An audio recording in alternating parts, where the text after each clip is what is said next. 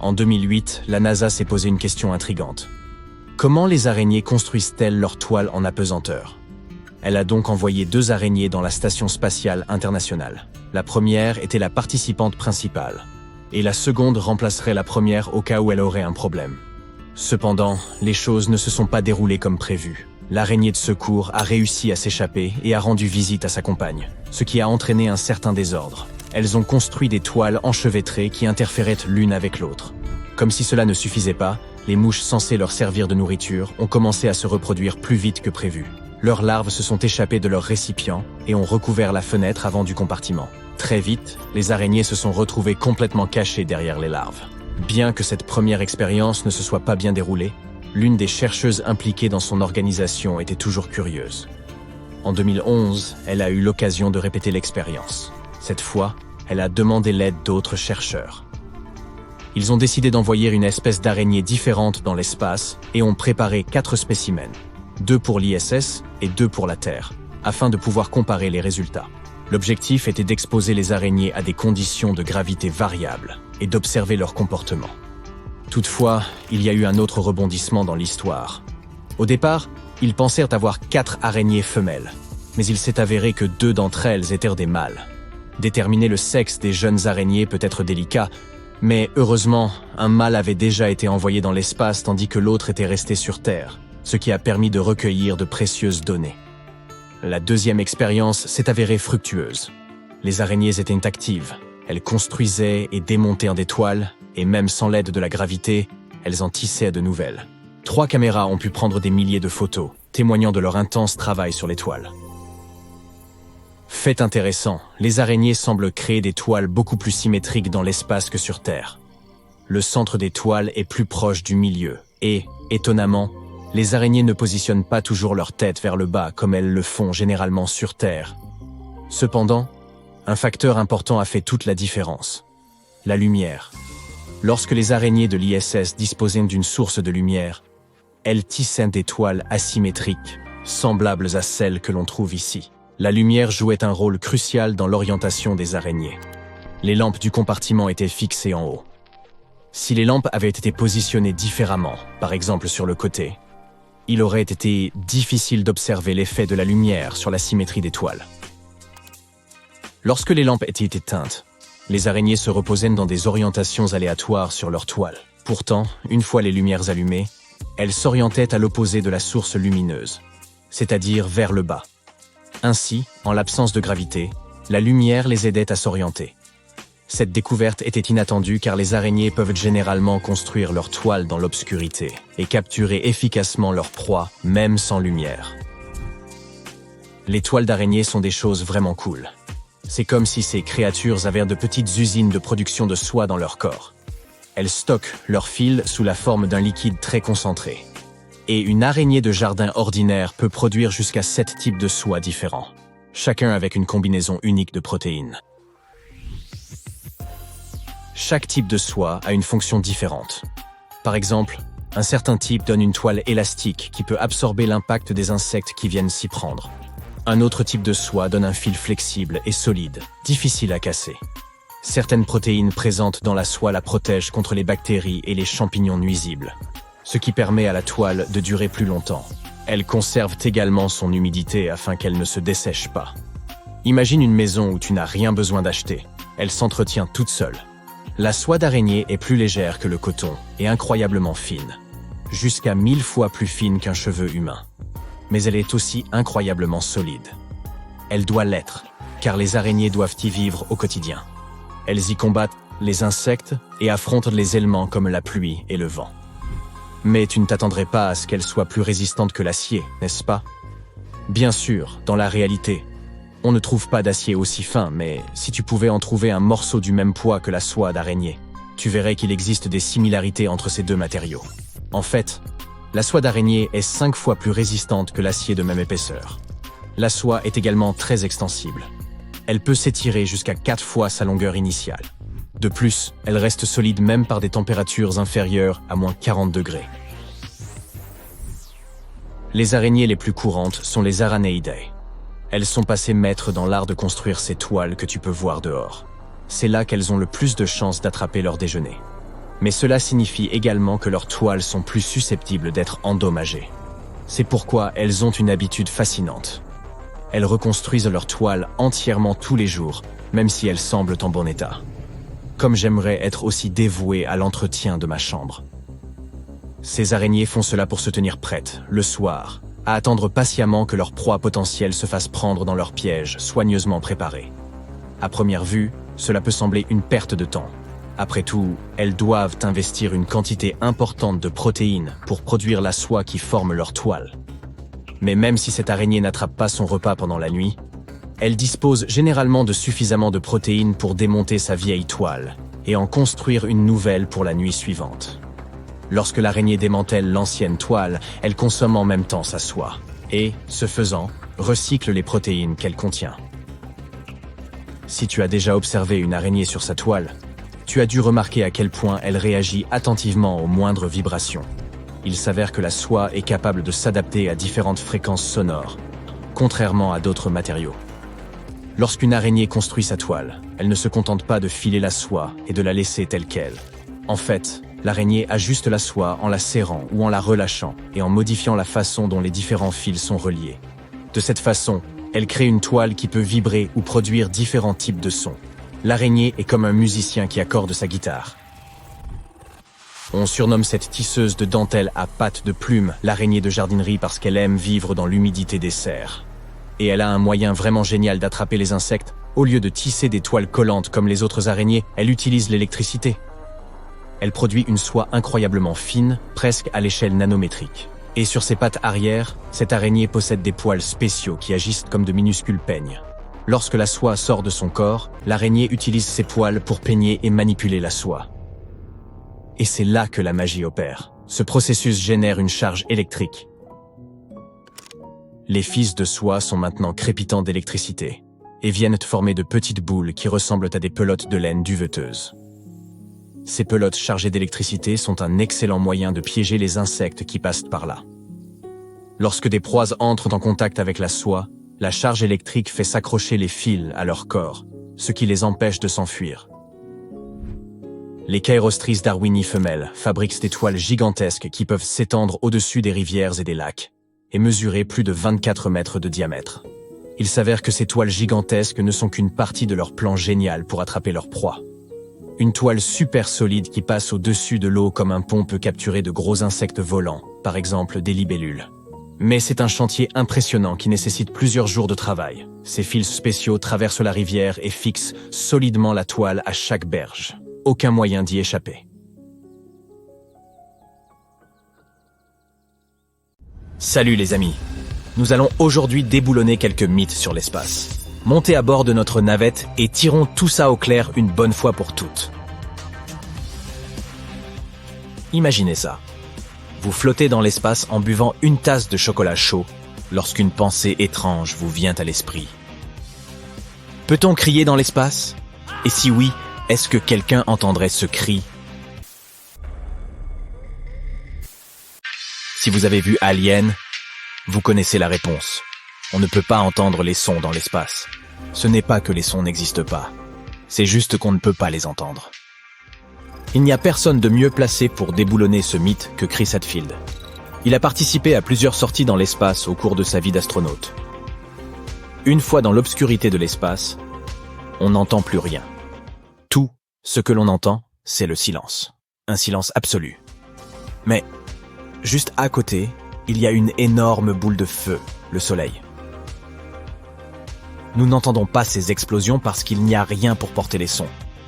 Mais ce ne serait probablement pas très agréable pour les astronautes s'ils pouvaient entendre tous les bruits de l'espace. Imaginez que vous naviguez dans l'espace, tel un super-héros du futur, lorsqu'une étoile filante passe tout près de vous. Mais attendez, s'agit-il vraiment d'une étoile? Et non, les étoiles filantes ne sont pas du tout des étoiles. Ce sont de petits cailloux appelés météoroïdes qui pénètrent dans l'atmosphère terrestre et créent un beau spectacle lumineux. Et puisque nous déboulonnons les mythes, en voilà tout de suite un autre. Vous avez probablement entendu dire que les météores ne s'écrasent que très rarement sur la Terre, comme lorsqu'une violente apocalypse décime tous les dinosaures. Ce n'est pas vrai. Les scientifiques estiment qu'environ 48 tonnes de matériaux météoritiques tombent sur Terre chaque jour. Mais la quasi-totalité de ces matériaux se vaporise dans l'atmosphère. La traînée lumineuse que nous voyons dans le ciel est ce que l'on appelle une étoile filante. La prochaine fois que vous ferez un vœu, rappelez-vous qu'il s'agit en réalité d'un minuscule débris spatial. Ce n'est pas si romantique après tout. Peut-on ou non voler dans la stratosphère en montgolfière? Apparemment, c'est possible. La stratosphère terrestre commence relativement près du sol. Elle s'élève à environ 11 ou 12 km au-dessus de la surface de la Terre. Mais elle continue ensuite très haut. Si vous voulez vous envoler jusqu'à la stratosphère à l'aide d'une montgolfière, il vous faudra vous munir d'un très bon équipement. Vous aurez besoin d'une combinaison spéciale et d'appareils respiratoires, car l'air se raréfie au fur et à mesure que l'on s'élève. Bien sûr, si vous allez jusqu'au bout, n'oubliez pas de photographier la courbure de la Terre. Équipez-vous donc d'un harnais de poitrine afin d'y accrocher une caméra ou un appareil photo. Et si vous diffusiez tout cela en direct, ce serait une première. Imaginez qu'il y a 102 jours que vous avez quitté la Terre. Vous vous êtes bien adapté à la vie dans l'espace. Mais quelque chose d'étrange se produit dans votre corps. Vous grandissez. Comment est-ce possible? Ne vous inquiétez pas, c'est tout à fait normal. En fait, vous ne grandissez pas réellement. C'est simplement que votre corps ne subit plus l'effet de la gravité. Votre corps dispose d'un espace naturel entre les vertèbres et les articulations. Sur Terre, cet espace est presque entièrement comprimé par la force de gravité. Mais dans l'espace, le corps, libéré de cette force, commence à s'étirer. Donc oui, les astronautes grandissent bien de 3% lorsqu'ils effectuent de longues missions. Et voici une curiosité. La NASA ne l'oublie pas lorsqu'elle fabrique des combinaisons spatiales sur mesure. Ainsi, les astronautes disposeront toujours d'un espace supplémentaire dans leur combinaison. Une fois les astronautes de retour sur Terre, l'effet antigravité s'estompera. Ils passeront peut-être quelques jours en pentacourt avant que de retrouver une taille normale, mais tout ira bien. Avez-vous déjà imaginé une porte d'avion s'ouvrant en plein volume et un groupe de passagers aspirés dans l'atmosphère comme de simples plumes? C'est une chose que l'on voit assez souvent dans les films catastrophes. Imaginez maintenant que cela se produise dans l'espace. On croit communément que si un astronaute est aspiré hors d'un sas, il sera brûlé vif, instantanément. Mais attention, ce n'est pas seulement vrai. En fait, la réalité est bien pire.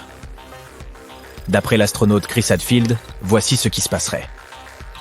La partie de votre corps située à l'ombre serait soumise à une température de moins 250 degrés. Et la partie exposée au soleil chaufferait, elle, sous une température de 250 degrés. Vos poumons s'affaisseraient et votre sang se mettrait à bouillir. Vous seriez donc brûlé, gelé, incapable de respirer et bouilli. Peu recommandé. Combien de fois avez-vous déjà entendu dire que les astronautes devaient s'entraîner chaque seconde de la journée sous peine de s'évanouir? Il s'agit d'un mythe. Vous vous souvenez de ce que nous avons dit de la gravité? En raison de l'absence de gravité dans l'espace, notre corps n'a pas à travailler très dur. Nos torses n'ont pas à porter le poids de nos têtes. Et nous n'avons pas à faire d'efforts pour bouger nos jambes, car on ne marche pas vraiment dans l'espace. Imaginez maintenant que vous viviez ainsi pendant 6 mois, voire 1 an. Vos muscles se transformeraient vite en gelée. Voilà pourquoi les astronautes s'entraînent. Ils s'attachent et courent sur un tapis roulant, ou ils font de l'haltérophilie sur une machine spéciale. De cette façon, leurs muscles ne ressentent pas trop l'absence de la gravité. Ils doivent cependant s'hydrater. Si j'étais astronaute, je demanderais à la NASA si je peux emporter ma gourde d'eau douce dans l'espace avec moi. Vous avez peut-être entendu dire que l'espace sent le steak brûlé, ou la sauce barbecue.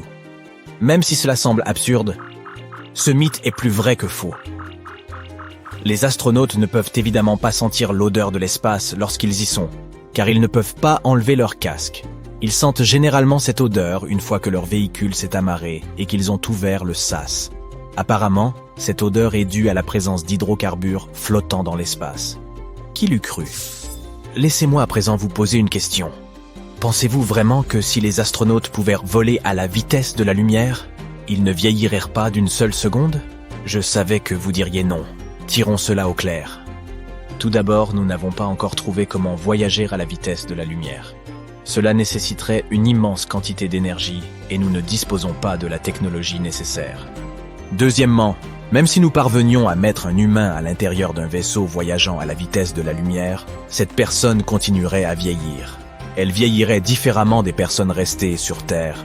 C'est un fait, mais elle vieillirait quand même. Vous croyez vraiment que l'immortalité existe ? Et non. Si vous avez vu Avatar 1, vous vous souvenez certainement que les humains ne réussissent à atteindre Pandora que grâce au cryosommeil. Ils congèlent leur corps, les placent dans des lits cryogéniques et voyagent pendant des années sans vieillir. Oui, cela semble incroyable, mais cette technologie n'existe pas encore. Notre corps est principalement constitué d'eau, n'est-ce pas ? Et quand on congèle de l'eau, elle se dilate. C'est pourquoi il ne faut jamais laisser une canette de soda sans surveillance dans le congélateur.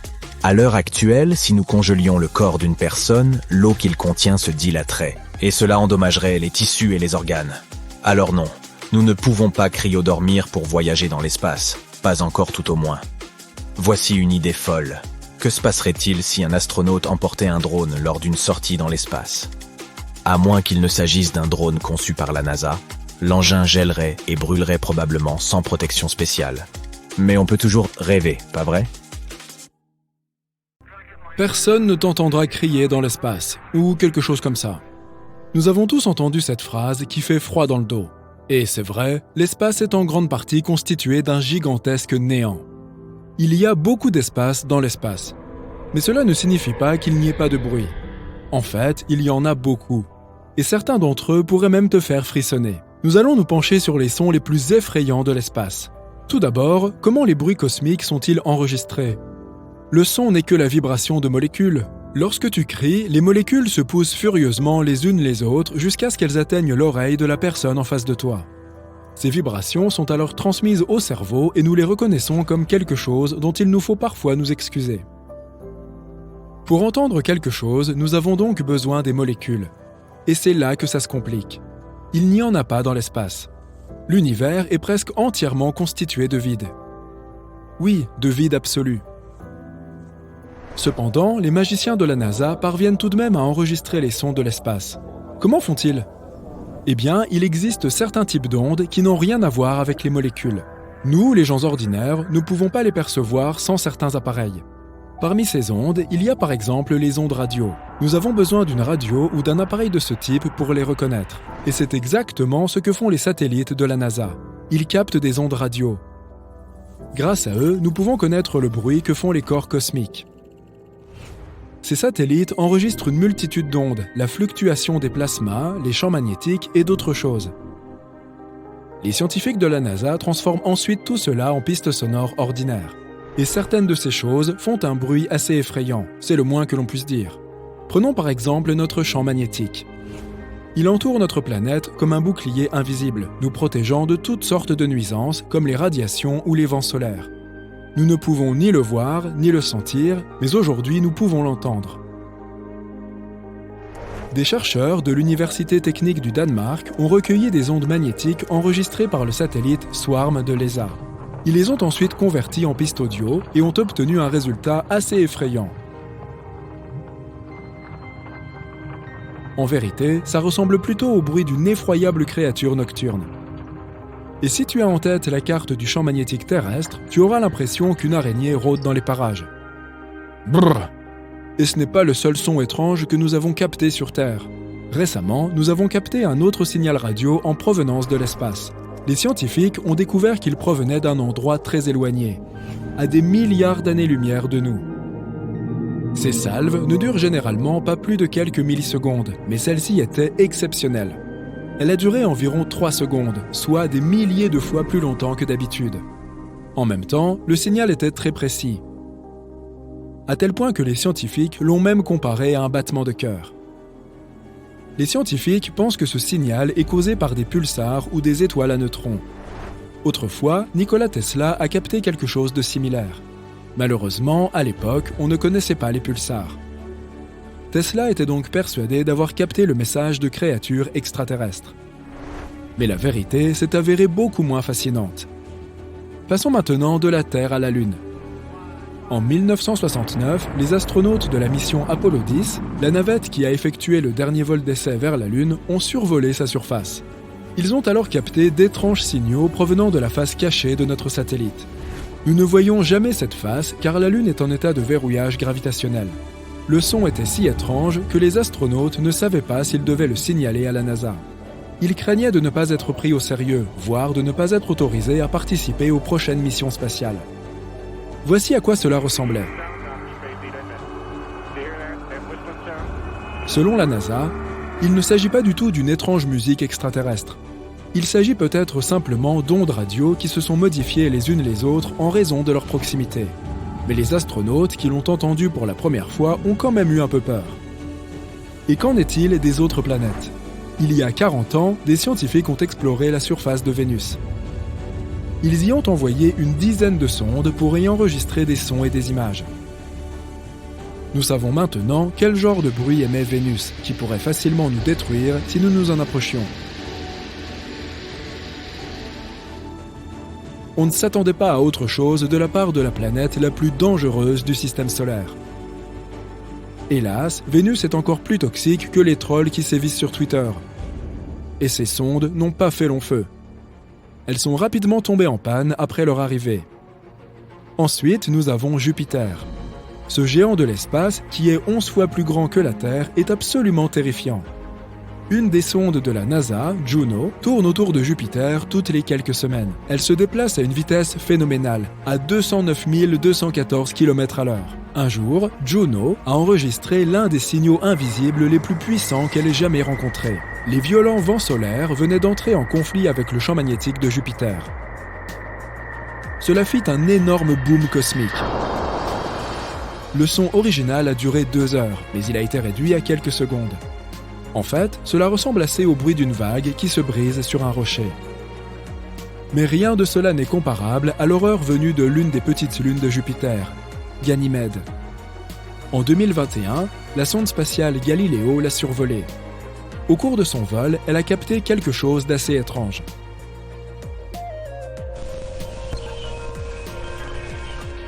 Ces bruits sont des radiations de satellites. On dirait un peu le bruit d'une jungle ou celui de milliers de chauves-souris qui attendent de te surprendre en pleine nuit. Passons maintenant à Saturne.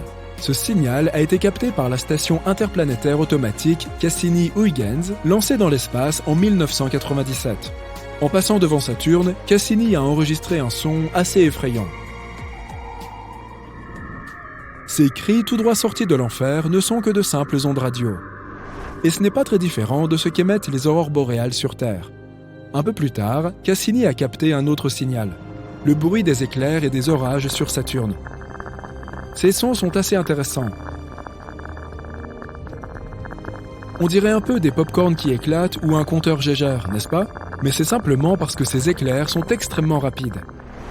Nous allons maintenant sortir du système solaire. La célèbre sonde Voyager 1 a été lancée en 1977 et continue de nous envoyer des données 40 ans après son décollage. En 2012, elle a quitté le système solaire pour entrer dans l'espace interstellaire. C'est alors que Voyager 1 a enregistré des ondes de plasma. L'enregistrement original a duré 7 mois. Mais les scientifiques ont eu pitié de nous et l'ont réduite à 12 secondes. Ce n'est pas vraiment sinistre, mais ce n'est pas très rassurant non plus. Et bien qu'il semble que rien ne puisse surpasser les horreurs de Saturne, nous allons maintenant examiner l'un des objets les plus effrayants de l'univers, un trou noir. Ce son a été enregistré par le télescope spatial Chandra. En étudiant un amas de galaxies dans la constellation de Persée, on a découvert quelque chose d'étrange. Des mouvements ondulatoires au centre de l'amas. Ils s'étendent dans toutes les directions comme des cercles sur l'eau. Les scientifiques ont déclaré que ce phénomène était dû à un trou noir supermassif. Or, les trous noirs ne dévorent pas toujours entièrement les objets spatiaux. Parfois, ils les recrachent.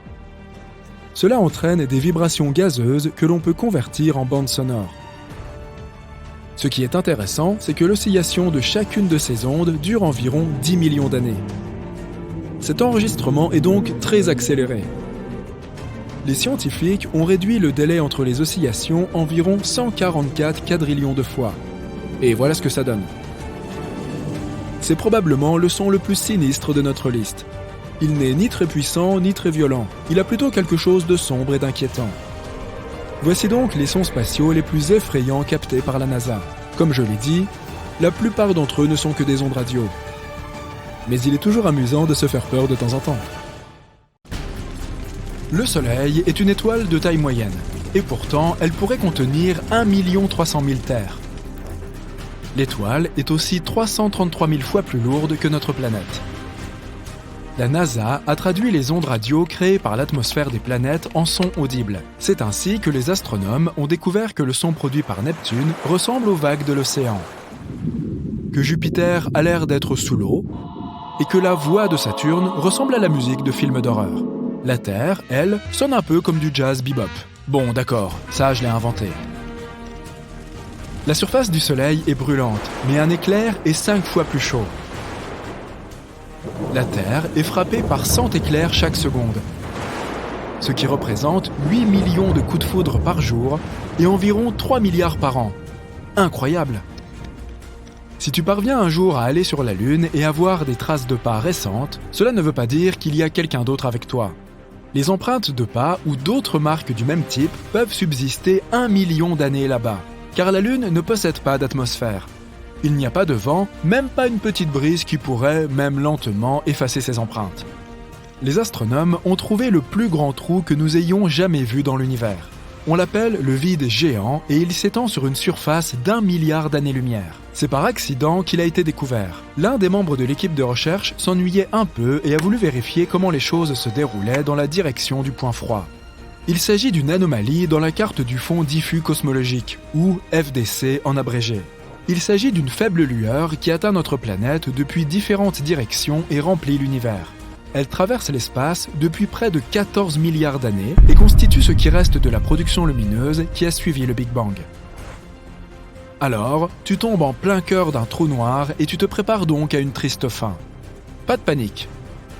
Tomber dans un trou noir ne te détruira pas nécessairement, toi ou ton vaisseau spatial. Il faudrait choisir un trou noir de grande taille pour survivre.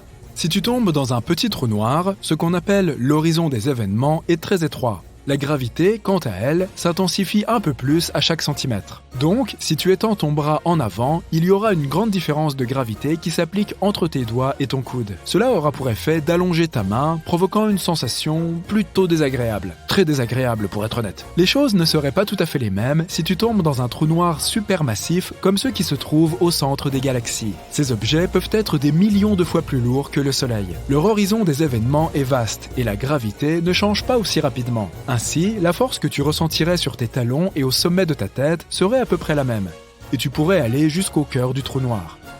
Enfin, cela reste à prouver.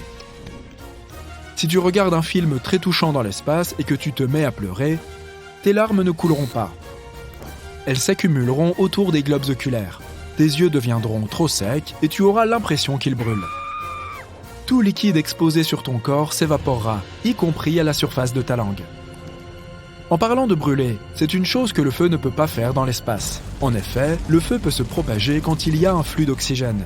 Et comme il n'y en a pas dans l'espace, une fois qu'elles ont explosé, les étoiles ne sont pas censées revenir à la vie. Mais certaines étoiles ont survécu en quelque sorte à une grande explosion de supernova. Ces étoiles zombies sont plutôt rares. Les scientifiques en ont trouvé une très grosse appelée LP40-365. C'est une naine blanche partiellement brûlée. Une naine blanche est une étoile qui a brûlé tout son hydrogène, et cet hydrogène était auparavant son combustible nucléaire. Dans ce cas, l'explosion finale était peut-être plus faible qu'elle ne l'est habituellement, pas assez puissante pour détruire l'étoile en entier. C'est comme si une étoile avait voulu exploser mais n'y était pas parvenue, ce qui explique qu'une partie de la matière ait survécu. Si tu vas un jour dans l'espace, n'enlève pas ta combinaison, sauf si tu es dans un vaisseau spatial. Dans l'espace, l'air dans tes poumons se dilaterait, ainsi que l'oxygène dans le reste de ton corps. Tu serais comme un ballon, 2 fois plus grand que ta taille normale. Bonne nouvelle, la peau est suffisamment élastique pour te contenir, ce qui signifie que tu n'exploserais pas. Petit réconfort. Lorsqu'un objet entre dans un trou noir, il change de forme et s'étire comme des spaghettis. Cela se produit parce que la force gravitationnelle attire un objet dans une direction, tout en le comprimant dans une autre. une sorte de paradoxe des pâtes. Par ailleurs, un trou noir aussi gros qu'un atome a la masse d'une très grosse montagne. Il y en a un au centre de la Voie lactée appelé Sagittarius A. Il a une masse équivalente à 1 milliard de soleils, mais heureusement, il est très loin de nous. Si tu faisais un gros boom sur un astéroïde, tu ne serais pas capable d'entendre son bruit. Oui, nous entendons souvent le bruit des vaisseaux spatiaux et des batailles dans l'espace dans les films, mais ce n'est qu'un mythe. Le son est une onde qui se propage en raison des vibrations des molécules. Une personne frappe des mains à quelques mètres de toi. L'onde sonore commence à pousser la première molécule d'air à côté du claquement, puis la deuxième, la troisième, et ainsi de suite jusqu'à ce que l'onde atteigne ton oreille. Pour diffuser le son, nous avons donc besoin de molécules comme l'air ou l'eau. Dans l'atmosphère, les ondes sonores se propagent très bien, mais l'espace est un vide. Donc, il n'y a rien à y entendre. Tu peux taper bruyamment dans tes mains, mais il n'y aura pas de molécules capables de vibrer et de transporter ce son. Donc, pour avoir une conversation, il faut soit une radio, soit une très bonne lecture des lèvres. Les météoroïdes sont en orbite autour du Soleil, tandis que la majorité des débris d'origine humaine sont en orbite autour de notre planète. Par exemple, nous avons lancé près de 9000 engins spatiaux dans le monde, des satellites aux fusées. Même les plus petits morceaux peuvent endommager un engin spatial à des vitesses aussi élevées. Galaxies, planètes, comètes, astéroïdes, étoiles, les corps spatiaux sont des choses que nous pouvons réellement voir dans l'espace. Mais ils représentent moins de 5% de l'univers total. La matière noire, l'un des plus grands mystères de l'espace, est le nom que nous utilisons pour désigner toute la masse de l'univers qui nous est encore invisible. Et il y en a beaucoup. Elle pourrait même constituer 25% de l'univers. L'énergie sombre constitue les 70% restants de l'univers. Ça fait bien 100%, non ? Maintenant, regardons la Lune. Elle nous regarde toujours d'un seul côté. Cela signifie que la Lune a un côté sombre et que les rayons du Soleil ne l'atteignent jamais. C'est un mythe. Le fait est que la Lune est liée à la Terre par la gravitation. Il y a des jours et des nuits là-bas aussi. C'est juste que sa rotation est parfaitement alignée avec celle de la Terre. Ainsi, lorsque tu regardes la Lune, tu ne vois qu'un côté. Bien qu'il y ait aussi des jours où le Soleil y brille, donc ce n'est pas la face cachée, c'est la face éloignée. Et nous avons même des photos de cet endroit. Et il y a l'un des plus grands cratères de tout le système solaire, le bassin du pôle Sud-Aitken. Il est aussi large que 2 États du Texas. Yeehaw! Un mythe qui s'est aussi révélé faux insinuait que personne ne serait jamais allé sur la Lune.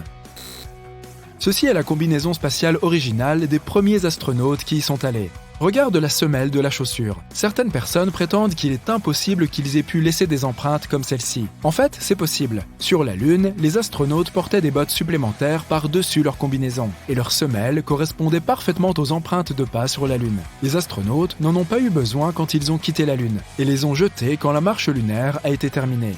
Ils ont d'ailleurs laissé beaucoup de choses là-bas. Ils ont même jeté les accoudoirs des sièges du module lunaire pour réduire son poids.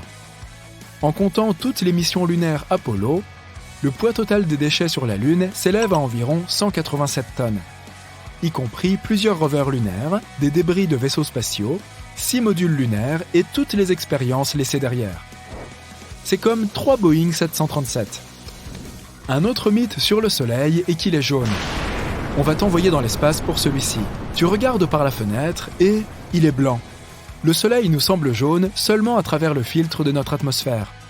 La composition de l'air et son épaisseur déforment juste la lumière de l'étoile. Mais les étoiles ont tout de même des couleurs différentes. Les étoiles plus froides ont des couleurs orange et rouge vive. Ce sont généralement de très vieilles étoiles, plus vieilles que notre Soleil. Mais les étoiles jeunes et très chaudes sont d'un bleu vif. Le Soleil se situe à peu près au milieu de ce spectre. Passons à un autre mythe, concernant les astéroïdes. Nous devons voler un peu plus loin que l'orbite de Mars. Wow! Nous voici dans une ceinture d'astéroïdes, et nous devons constamment esquiver des roches géantes et des blocs de glace. On s'est retrouvé au milieu d'un nuage dense et concentré en astéroïdes. Non, pas vraiment. Le fait est que l'espace est énorme, et les distances sont incroyables. Tous les rochers et débris de la ceinture d'astéroïdes ne représentent que 4% du poids de la Lune. Donc, il n'y en a vraiment pas tant que ça là-bas. Pour comprendre la dimension du vide dans l'espace, regarde la collision de 2 galaxies. Il y a des milliards d'étoiles dans chacune d'elles. Si on les mélange, il est peu probable qu'il y ait des collisions, même ici. Voyage vers le futur. Eh oui, les humains ont réussi à coloniser Mars et la Lune. La faim a été vaincue et nos problèmes de surpopulation ont été résolus. Bientôt, notre planète, nos planètes, vont devoir faire face à une nouvelle menace. La Lune aussi. Les chercheurs ont découvert que dans 150 ans, le Soleil allait exploser et détruire tout notre système solaire. Zut alors! On a assez de temps pour construire une flotte d'énormes vaisseaux spatiaux et évacuer tout le monde. Mais les sauts dans l'hyperespace, ça, on ne sait pas faire. Ça fait longtemps qu'on n'a plus cherché de potentielles planètes vivables et la plus proche se trouve à plusieurs millions d'années de voyage. Pas le choix. Toute l'humanité est embarquée sur d'immenses vaisseaux et l'interminable voyage commence. Plusieurs dizaines d'années passent. On quitte le système solaire et on assiste à l'explosion du Soleil. Il n'y a plus de lumière, juste quelques petites étoiles au loin. Du noir à l'infini tout autour. Tous les vaisseaux sont en pilote automatique et rien ne peut dévier leur trajectoire. Même si tout le monde à bord disparaît, le vaisseau arriverait quand même à destination. D'un côté, c'est positif parce que les humains pourront survivre pendant encore des millions d'années. De l'autre, après tout ce temps passé dans l'espace, ils seront totalement différents. Les passagers des vaisseaux qui arriveront sur la nouvelle planète seront devenus des biomasses palpitantes informes placées dans des exosquelettes en métal. Voilà pourquoi. Dans l'espace, les os et les muscles deviennent plus fragiles. Il n'y a pas de gravité et donc aucune pression n'est exercée sur le corps, ce qui l'empêche de fonctionner correctement. Les astronautes de l'ISS font d'ailleurs énormément d'exercices pour ne pas perdre leurs muscles. Revenons à notre histoire. Il y a des salles de sport et des machines qui simulent la gravité sur chaque vaisseau. Pour faire des économies d'énergie, elles ne sont mises en marche que quelques heures par jour. Malheureusement, faire du sport n'est pas suffisant. Au bout de 100 ans, les os deviennent si friables que n'importe quel mouvement, même peu intense, peut provoquer des blessures. Encore 100 ans, et on ne peut plus tenir debout. Mais ce n'est pas seulement à cause des os fragiles. Après toutes ces années en apesanteur, le corps humain a déjà beaucoup changé. Un des gros problèmes, c'est que les passagers perdent le sens de l'équilibre.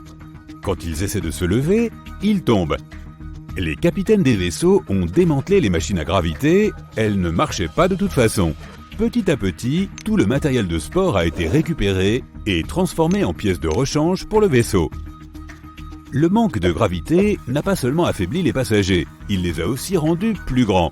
La colonne vertébrale a besoin de gravité pour rester stable.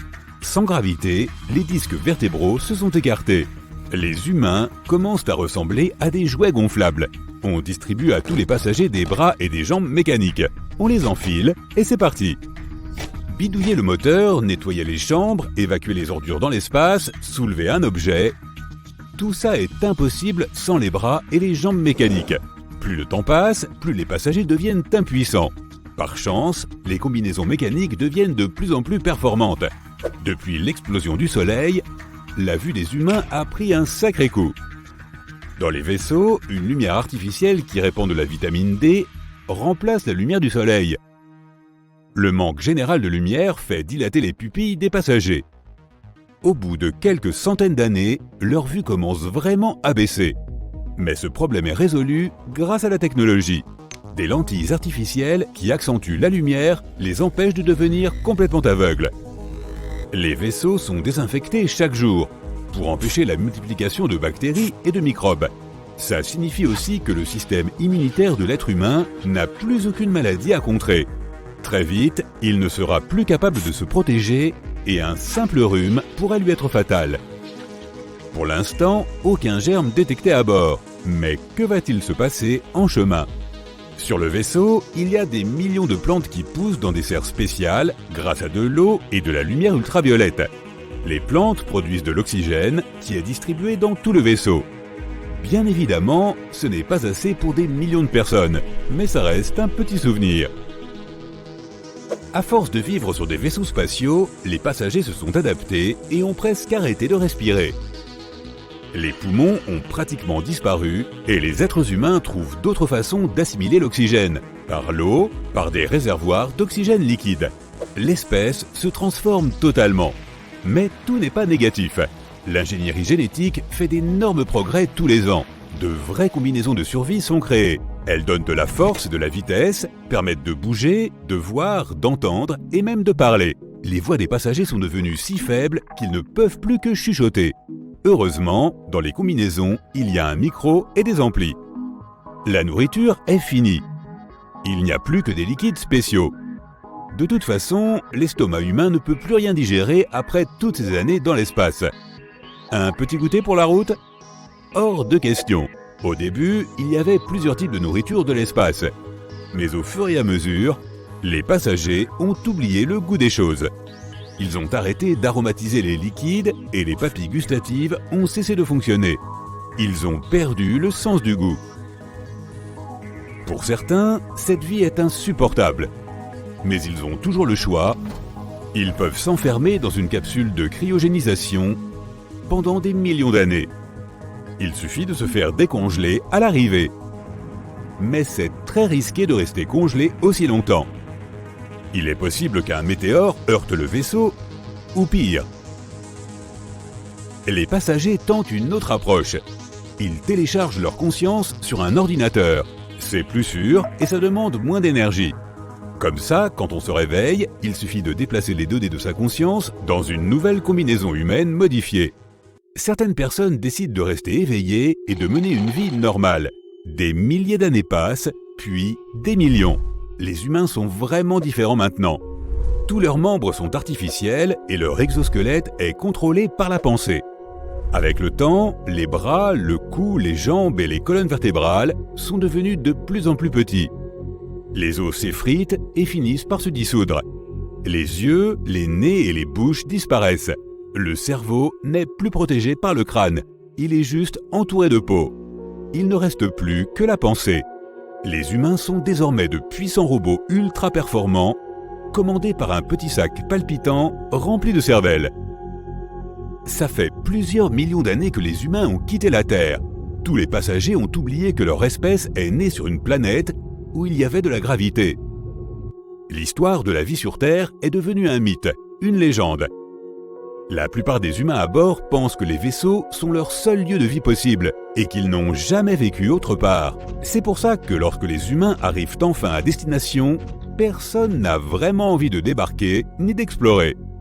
La vie sur une nouvelle planète inconnue, pas très pratique avec ses costumes de l'espace. La gravité, l'air, les bactéries, les germes, ça va prendre plusieurs milliards d'années pour que l'humanité évolue et s'habitue à ces nouvelles conditions. Heureusement, il y a la technologie. À ce stade, tous les humains sont téléchargés dans de nouvelles combinaisons robots. Les passagers peuvent choisir, ils peuvent débarquer et faire de cette planète leur nouvelle maison, ou rester là et vivre à bord du vaisseau. Ceux qui choisissent de ne pas débarquer partent explorer les méandres de l'espace, à la recherche de nouveaux mondes. Les autres doivent s'adapter aux nouvelles conditions de vie. C'est très différent de la vie sur Terre. Il y a une différente densité de l'air, des conditions météo différentes et de nouveaux éléments chimiques étranges. Ça va prendre des millions d'années pour que ces robots-cerveaux se retransforment. Un jour, les descendants de ces humains voudront connaître leurs origines. Ils construiront un vaisseau qui leur permettra de voyager dans l'espace-temps. Leur recherche les conduira à la Terre de maintenant. Ça peut sembler fou, mais imagine que demain, quelqu'un atterrisse dans ton jardin et que ce soit l'un de tes descendants, venus du futur. Les passagers qui seront restés à bord des vaisseaux trouveront peut-être de nouvelles planètes sur lesquelles ils décideront de vivre. Leurs corps aussi s'adapteront et se transformeront. Dans des millions d'années donc, l'univers sera habité par d'étonnantes créatures qui auront toutes une chose en commun.